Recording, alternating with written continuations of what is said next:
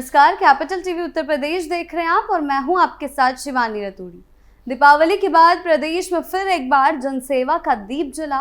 मुख्यमंत्री योगी आदित्यनाथ ने सोमवार को लखनऊ स्थित जनता दर्शन में सैकड़ों फरियादियों से मुलाकात कर उनकी समस्याएं सुनी और मौके पर ही अधिकारियों को समाधान के निर्देश दिए।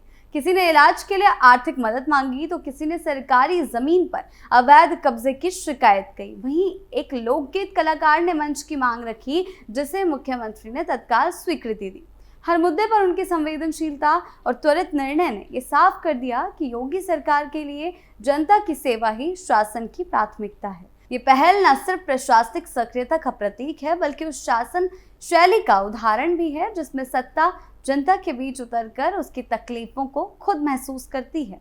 क्या कुछ हुआ है, आइए जानते हैं विस्तार से। जिस तरीके से देखा जा रहा है कि योगी आदित्यनाथ लगातार जो है काम कर रहे हैं, जनता दर्शन कर रहे हैं, जनताओं के साथ संवाद कर रहे हैं ताकि किसी भी तरीके की समस्याएं जो हैं जनता को देखने को ना मिले।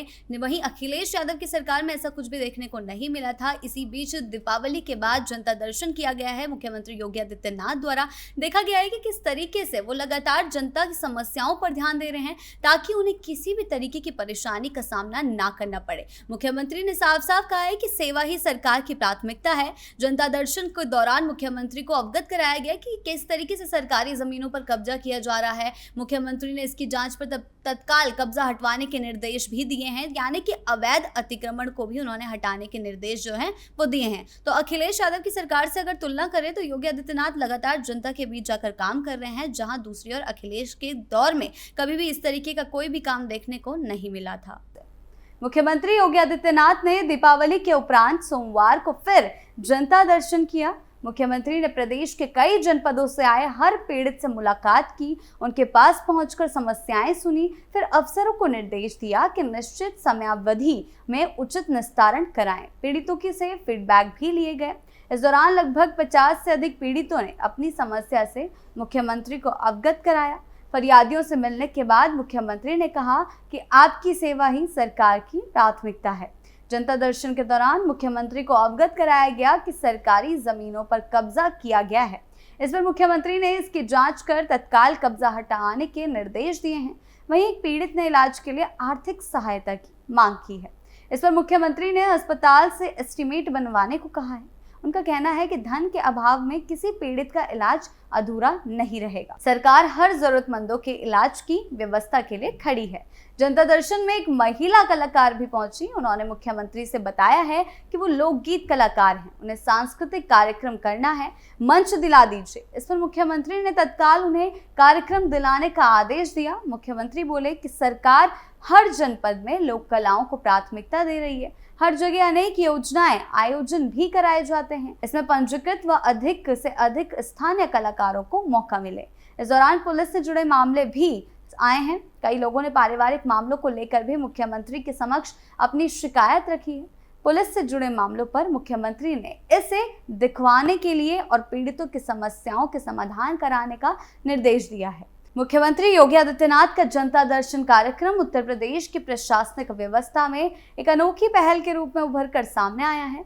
दीपावली के उपरांत सोमवार को जब मुख्यमंत्री ने फिर जनता दर्शन किया तो ये साफ संदेश गया कि प्रदेश सरकार जनता के बीच जाकर उनकी बात सुनने और समाधान देने के लिए हमेशा तत्पर है। इस कार्यक्रम में योगी आदित्यनाथ ने प्रदेश के विभिन्न जिलों से आए लगभग 50 से अधिक पीड़ितों से स्वयं मिलकर उनकी समस्याएं सुनी। चाहे कोई व्यक्ति स्वास्थ्य संबंधी परेशानी लेकर आया हो, कोई भूमि विवाद से जूझ रहा हो या कोई अपनी कला और प्रतिभा को मंच देने की मांग कर रहा हो, मुख्यमंत्री ने हर व्यक्ति से सीधे संवाद स्थापित कर प्रशासनिक अधिकारियों को तत्काल और समयबद्ध कार्रवाई के निर्देश दिए हैं। जनता से सीधे संवाद करने की ये परंपरा लोकतंत्र के उस आदर्श के रूप को साकार करती है जहां जनता और सरकार के बीच कोई दूरी नहीं रहती। कार्यक्रम के दौरान कई प्रकार की शिकायतें सामने आईं, जैसे सरकारी जमीनों पर अवैध कब्जा, पुलिस से जुड़ी शिकायतें, पारिवारिक विवाद और स्वास्थ्य सहायता के अनुरोध। हर समस्या पर मुख्यमंत्री ने गंभीरता से विचार किया और अधिकारियों को त्वरित निस्तारण का आदेश दिया। विशेष रूप से जब एक पीड़ित ने इलाज के लिए आर्थिक सहायता की मांग की तब मुख्यमंत्री ने अत्यंत संवेदनशीलता दिखाते हुए कहा कि धन के अभाव में किसी पीड़ित का इलाज अधूरा नहीं रहेगा।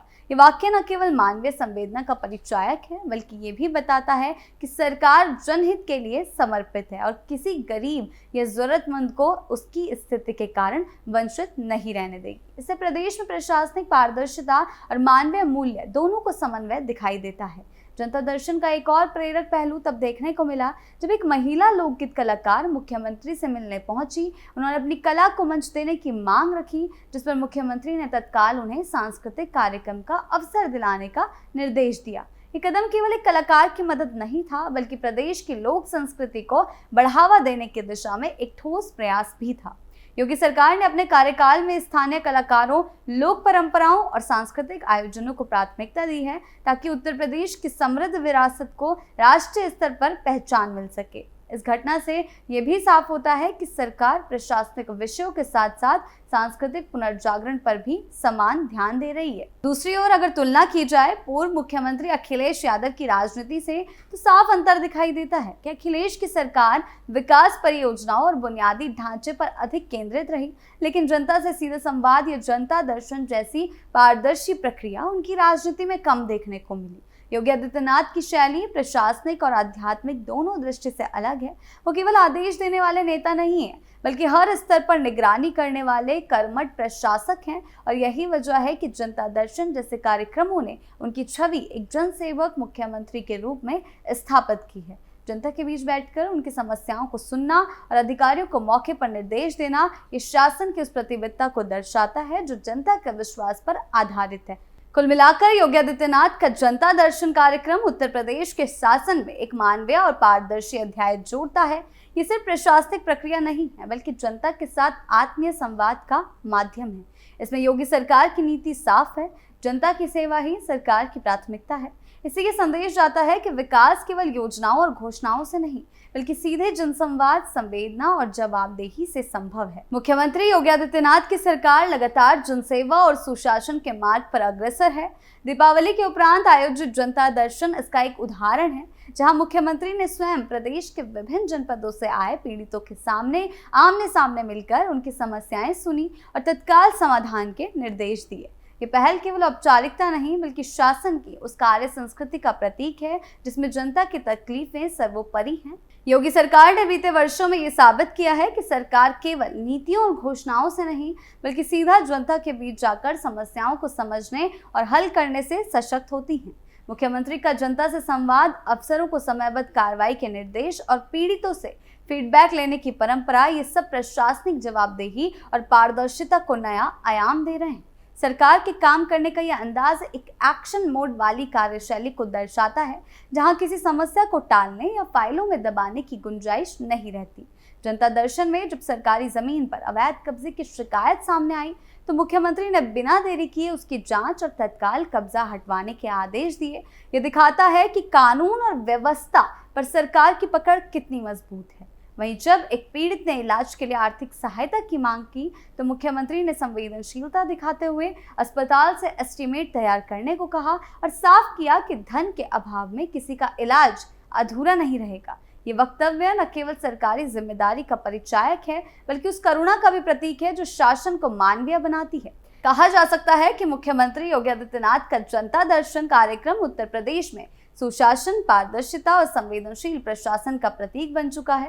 ये केवल औपचारिक मुलाकात नहीं है बल्कि जनता और सरकार के बीच विश्वास की एक सशक्त कड़ी है, जहां हर व्यक्ति को ये भरोसा मिलता है कि उसकी आवाज सीधे सत्ता के शीर्ष तक पहुंच सकती है। मुख्यमंत्री की ये पहल न केवल प्रशासनिक जवाबदेही को मजबूत करती है बल्कि ये साबित करती है कि एक जनप्रतिनिधि का असली कर्तव्य जनता की समस्याओं को समझाना और उनके समाधान के लिए तत्पर रहना है, उनको समझने का है। जिस तरह योगी आदित्यनाथ ने स्वास्थ्य, पुलिस, भूमि विवाद और सांस्कृतिक क्षेत्रों से जुड़ी शिकायतों पर तुरंत कार्रवाई के निर्देश दिए, वह इस बात का प्रतीक है कि उनकी सरकार जनसेवा को ही जनसत्ता का आधार मानती है। ऐसी पहले लोकतंत्र को जीवंत बनाती हैं और जनता में ये विश्वास जगाती हैं कि शासन वास्तव में जनता के लिए, जनता के द्वारा और जनता का है। आपकी इस बारे में क्या राय है, हमें कमेंट सेक्शन में जरूर बताएं। नमस्कार।